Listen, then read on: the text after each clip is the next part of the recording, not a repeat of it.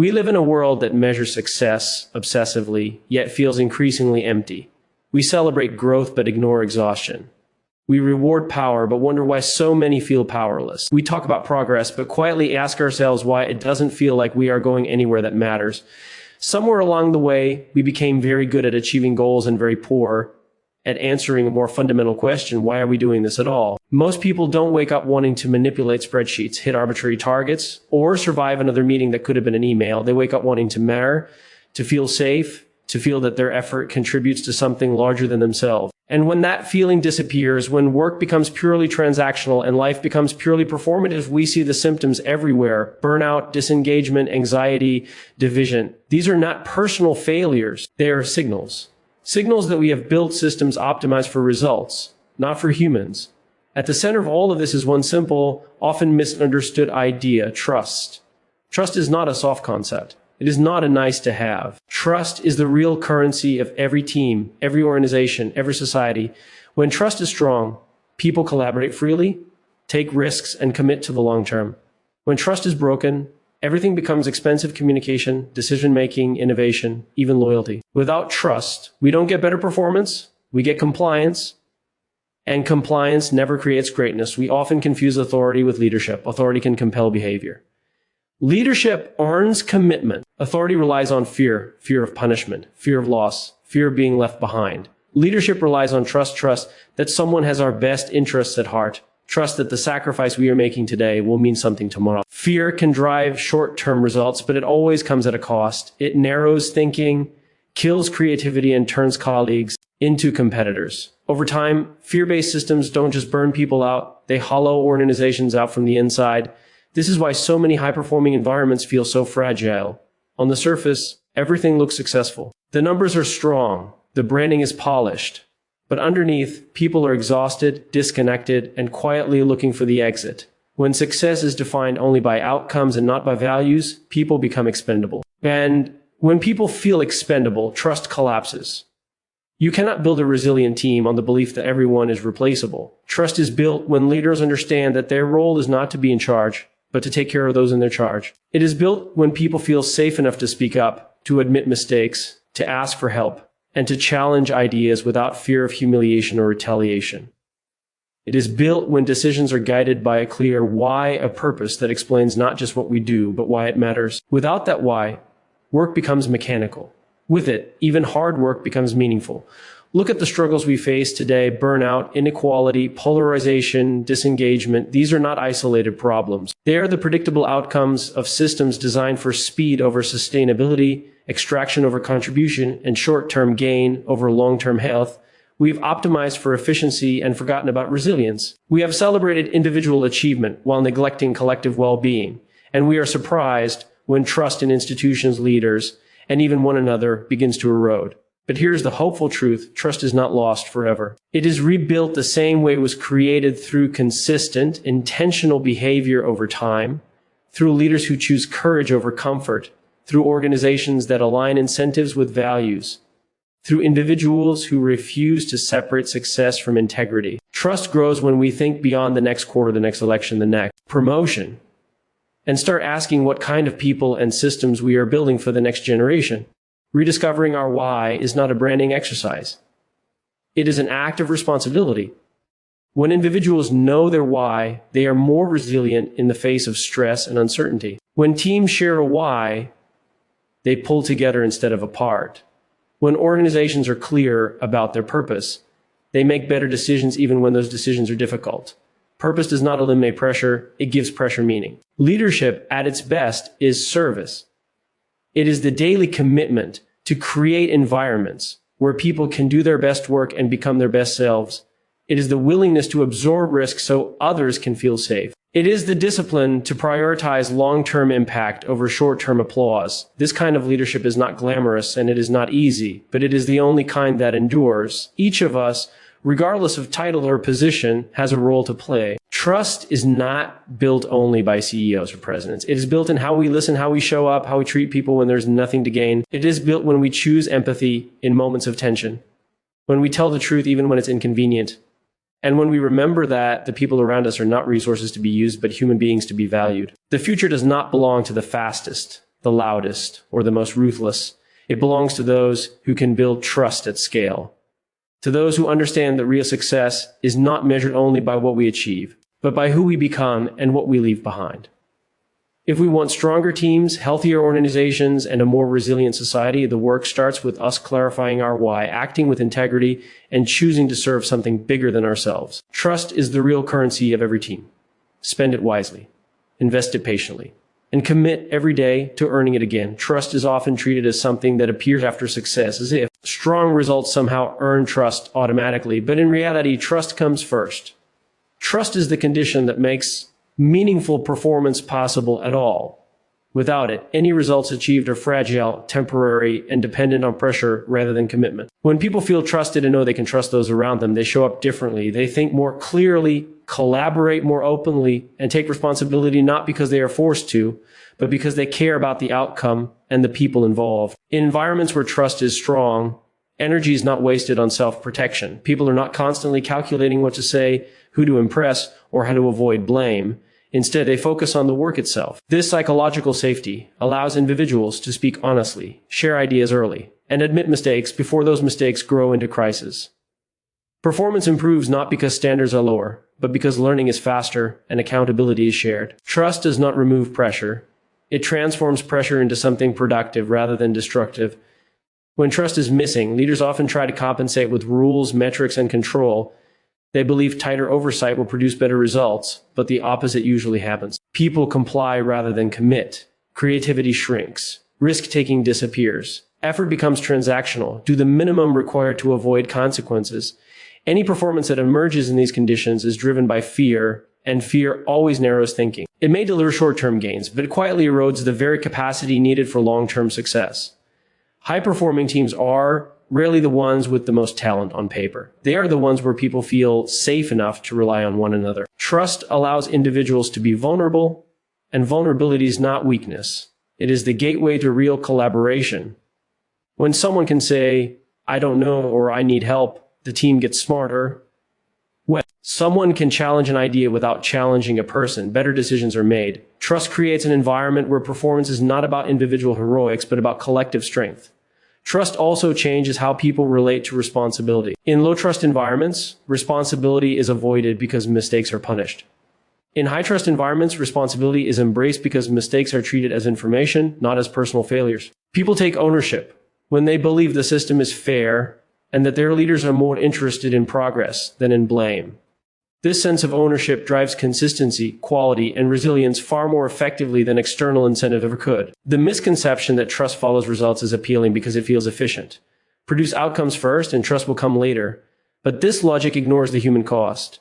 It assumes people are machines that can be optimized without consequence. Over time, systems built this way experience burnout, disengagement, and high turnover. Leaders then respond by pushing harder, which further damages trust, creating a cycle that is difficult to break. Performance becomes increasingly expensive, requiring more effort for diminishing returns. Trust, on the other hand, compounds. Small acts of consistency, honesty, and care accumulate over time. When leaders do what they say they will do, when they protect their people under pressure, and when they make decisions that reflect shared values rather than convenience, trust deepens. As trust deepens, performance becomes more sustainable. People stay longer, learn faster, and support one another through uncertainty. The organization becomes more adaptable because trust reduces friction during change.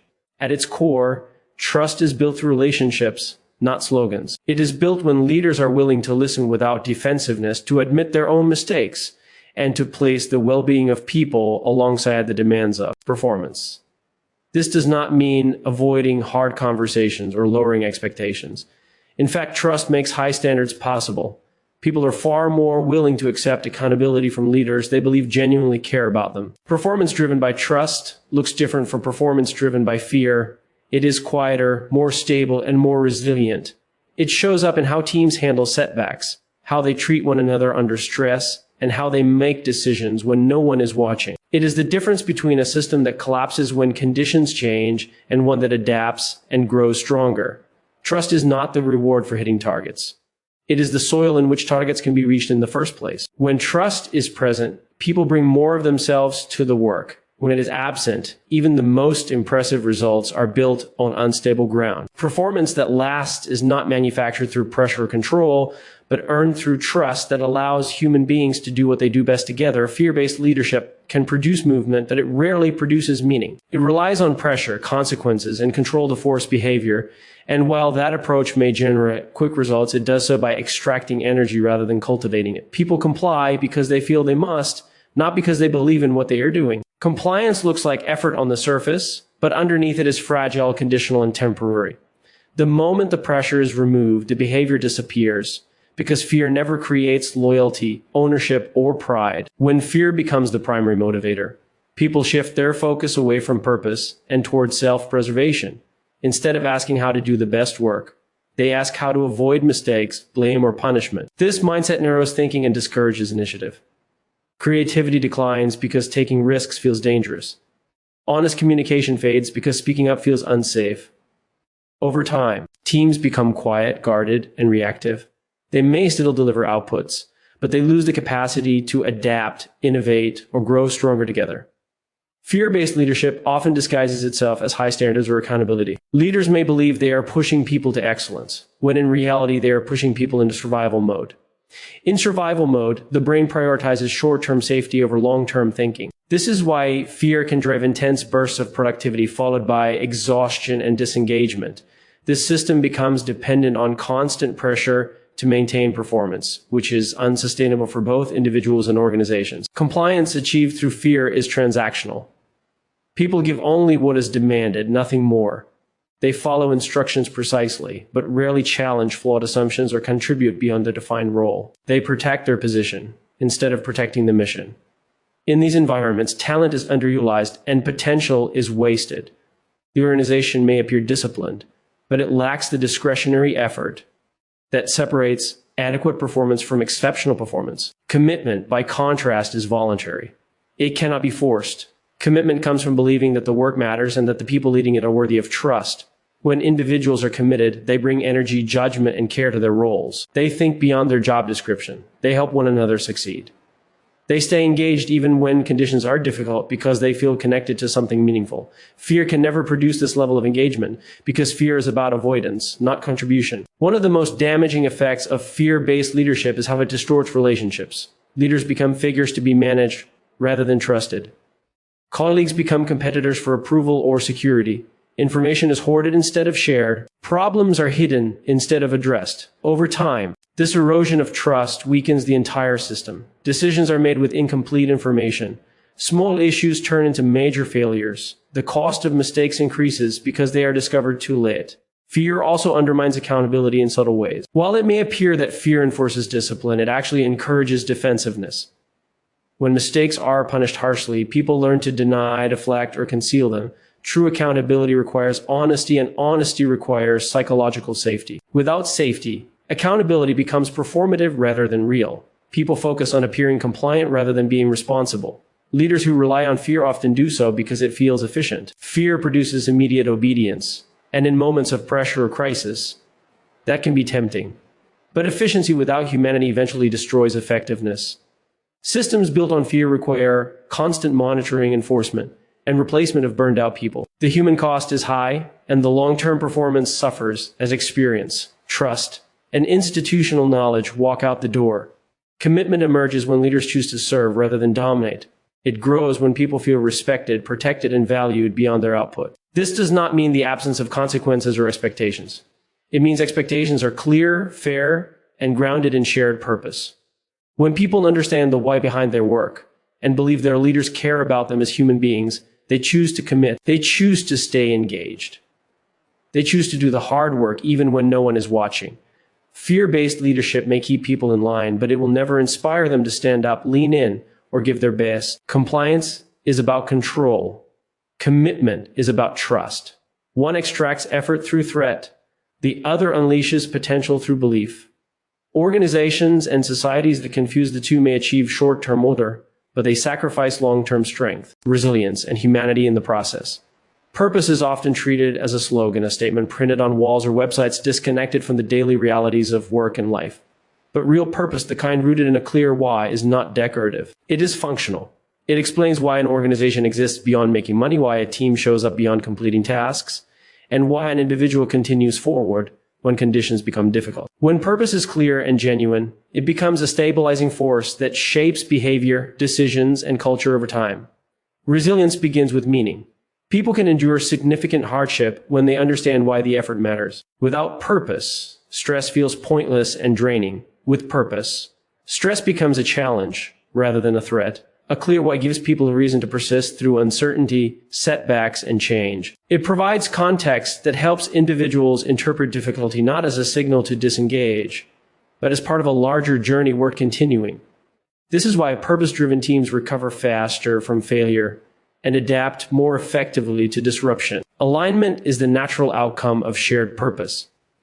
When people understand and believe in the same why, coordination becomes easier and conflict becomes more productive. Decisions no longer rely solely on hierarchy or consensus. They are guided by a common understanding of what matters most. Purpose acts as a filter, helping individuals and teams prioritize actions that serve the long-term mission over short-term convenience. In the absence of purpose, alignment must be enforced through rules and oversight. In its presence, alignment emerges through shared intent. Many organizations struggle with fragmentation not because their people lack talent, but because they lack a unifying reason for their work. Departments compete instead of collaborate. Metrics conflict instead of reinforce one another. Individuals optimize for personal success rather than collective impact. A clear why realigns these forces. It reminds people that they are part of something larger than their role, their team, or their immediate objectives. This sense of belonging strengthens cooperation and reduces friction, making the entire system more coherent. Long-term strength depends on the ability to think beyond immediate results, and purpose makes that possible. When success is defined only by short-term outcomes, decisions tend to favor speed over sustainability and profit over people. This approach may produce rapid gains, but it often undermines trust, culture, and resilience. Purpose reframes success as something that unfolds over time. It encourages leaders to invest in people, learning, and relationships even when the return is not immediate. These investments compound, creating durability that cannot be replicated through shortcuts. Purpose also shapes leadership behavior. Leaders who are guided by a clear why are less reactive and more principled. They are better able to withstand external pressure because their decisions are anchored in values rather than fear. This consistency builds trust, which in turn reinforces resilience across the organization. People feel safer in environments where leadership is predictable in its principles, even when circumstances are unpredictable. That sense of safety allows teams to remain focused and engaged during periods of volatility. At the individual level, purpose provides direction and coherence. Without it, people chase opportunities, promotions, or recognition without a clear sense of fulfillment. Success becomes disconnected from satisfaction, leading to burnout and disillusionment. A personal why aligns effort with values, helping individuals make choices that support long-term well-being rather than short-term validation. This alignment reduces internal conflict and increases clarity, making it easier to sustain effort over time. Purpose is not about certainty or perfection. It does not eliminate doubt or difficulty. Instead, it offers orientation. It answers the question of why the struggle is worth it. In moments of failure, purpose provides perspective. In moments of success, it provides humility. It reminds people that the work is not about ego or metrics alone, but about contribution and impact. This perspective strengthens character and reinforces commitment, even when external rewards fluctuate. Systems built on purpose are more human, and therefore more resilient. They recognize that people are not interchangeable resources, but complex individuals seeking meaning, connection, and contribution. By honoring these needs, purpose-driven organizations unlock deeper engagement and more sustainable performance. Over time, this creates a virtuous cycle in which resilience fuels alignment.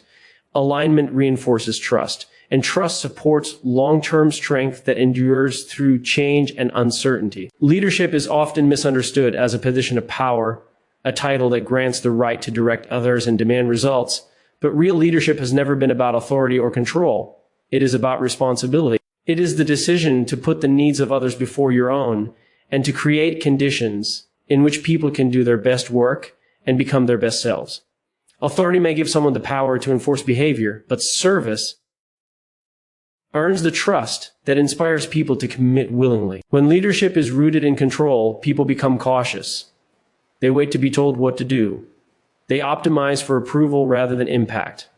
Control creates dependency, not capability. Leaders who rely on it may feel indispensable, but what they are actually building is fragility. The system works only when they are present, watching, correcting, intervening. The moment they step away, performance declines because people were never empowered to think, decide, or lead for themselves. Service-based leadership produces the opposite effect. When leaders see their role as serving the people in the mission, they focus on removing obstacles rather than issuing commands. They ask what their teams need to succeed, not how to extract more from them. This mindset shifts leadership from supervision to stewardship. The goal is no longer to be the smartest person in the room, but to build a room full of people who feel capable, trusted, and supported. Service does not mean weakness or a lack of standards. In fact, it demands more discipline, not less. Leaders who serve hold people to high expectations because they believe in their potential. They provide clarity instead of confusion, feedback instead of silence, and support instead of fear. Accountability in a service-based model is not about punishment, it is about growth. People accept it because they know it comes from a place of care rather than control. Authority-based leadership often depends on fear to maintain order, fear of failure, fear of loss, fear of being replaced. While this can produce short-term compliance, it corrodes trust over time. People stop sharing bad news. They stop taking risks. They stop challenging flawed decisions. The leader may feel in control, but the organization becomes blind. Service-based leadership, by contrast, creates psychological safety. People feel secure enough to speak honestly and act responsibly, which leads to better decisions and stronger performance. At its core, leadership as service recognizes a simple truth. Leaders exist because of their people, not the other way around. Without followers, authority is meaningless. Service acknowledges this interdependence and treats it with respect. Leaders who serve understand that their success is measured not by personal recognition, but by the strength, resilience, and integrity of those they lead. They invest time in developing others because they know leadership is not about being needed, but about making others capable. This approach also changes how leaders respond to pressure. When results are threatened, controlling leaders tighten their grip. Serving leaders widen their perspective. They communicate more, listen more, and protect their people from unnecessary harm. They make hard decisions, but they make them transparently and with empathy. This consistency builds trust, especially in difficult moments, and trust is what sustains teams through uncertainty and change. Service-based leadership creates leaders at every level. When people feel respected and supported, they step up. They take ownership. They look out for one another. Leadership becomes a shared practice rather than a centralized function. This decentralization is not chaos. It is resilience. It allows organizations and communities to adapt quickly because leadership capacity is distributed, not concentrated. Ultimately, leadership is a choice, not a rank. It is the choice to use whatever power you have to serve something bigger than yourself. It is the courage to prioritize people over ego, long-term impact over short-term control, and trust over fear. Authority may command obedience, but service inspires belief. And belief is what moves people to give their best, to stand together under pressure, and to carry a mission forward, even when the leader is no longer in the room. Sustainable success is often misunderstood as the ability to produce consistent results quarter after quarter, year after year. But consistency alone is not sustainability. True sustainability depends on the health of the people and systems producing those results. When success is pursued without regard for human capacity, relationships, and long-term consequences, it becomes extractive rather than generative. It may look impressive in the short term, but over time it weakens the very foundation it depends on. Human-centered thinking begins with the recognition that people are not resources to be consumed, but contributors whose energy, creativity, and judgment determine the future of any organization or society. When systems are designed primarily around efficiency, output, and control, people are pushed to their limits without sufficient recovery or meaning. Burnout becomes normalized. Disengagement is mislabeled as a motivation problem. The real issue is not that people are unwilling to work hard, but that they are asked to do so in environments that give little back. Long-term thinking requires patience and discipline, especially in a culture obsessed with speed and immediate results. Decisions made for short-term gain often ignore second and third-order effects. Cutting investment in people, learning, or trust may boost near-term performance, but it quietly erodes resilience. Over time, the costs surface as high turnover, declining innovation, and loss of institutional knowledge. What looked efficient becomes expensive. What looked decisive becomes destabilizing. Human-centered systems account for how people actually function under pressure, uncertainty, and change. They prioritize psychological safety, fair treatment, and a sense of belonging because these are not luxuries, they are prerequisites for high-quality work. When people feel safe and valued, they are more likely to speak up, challenge assumptions, and take responsibility. These behaviors are essential for navigating complexity and avoiding catastrophic failure. Sustainable success depends on learning, and learning depends on trust. Long-term thinking also reshapes how success is defined. Instead of focusing solely on outcomes, it considers impact. It asks not only what was achieved, but how it was achieved and at what cost. This broader perspective encourages ethical decision-making and discourages shortcuts that harm people or communities. Leaders who think long-term understand that reputation, trust, and culture are assets that take years to build and moments to destroy. Protecting these assets requires restraint and foresight, especially when external pressure is intense. Short-term thinking often produces impressive numbers alongside invisible damage. People are praised for results while the strain behind those results goes unnoticed.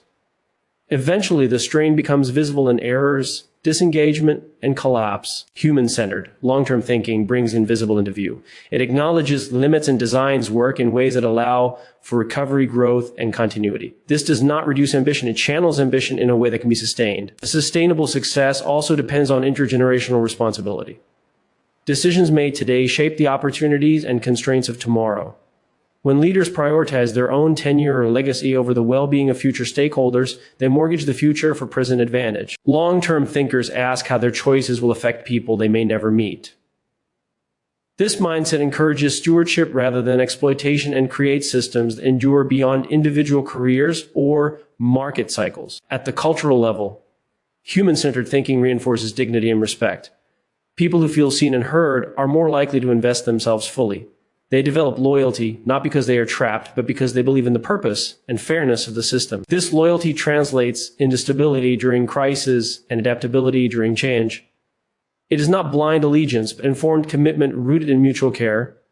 Sustainable success is not achieved by pushing harder indefinitely. It is achieved by building systems that balance performance with humanity and ambition with responsibility. Human-centered long-term thinking recognizes that the strongest organizations and societies are those that protect and develop their people, while remaining focused on a purpose that extends beyond immediate results. When success is aligned with human well-being and future impact, it becomes resilient enough to withstand uncertainty, evolve with changing conditions, and continue creating value long after the initial momentum fades. All of these ideas lead to a single, unavoidable truth. The way we choose to lead today determines the kind of world we create tomorrow. Trust is not built after success. It is what makes success possible. Fear may force movement, but it will never inspire commitment. Purpose is not a luxury reserved for ideal conditions. It is the anchor that gives people strength when conditions are hard. Leadership is not about authority or control, but about service, responsibility, and the courage to put people first. And sustainable success is not achieved by extracting more in the short term, but by caring enough to think long term. The choice in front of us is not between results and humanity. The real choice is between fragile success that collapses under pressure and enduring impact that grows stronger over time. Every decision we make either reinforces trust or erodes it. Every system we design either serves people or uses them. Every leader in every role is shaping culture whether they intend to or not. If we want stronger teams, healthier organizations, and a future worth inheriting, we must commit to leading differently. We must be willing to slow down long enough to clarify our why, brave enough to replace fear with trust, and disciplined enough to serve something bigger than ourselves. The work is not easy, and it is never finished, but it is necessary. Because in the end, the greatest legacy of leadership is not what we achieve, but the people we protect, the trust we build, and the strength we leave behind for those who come next.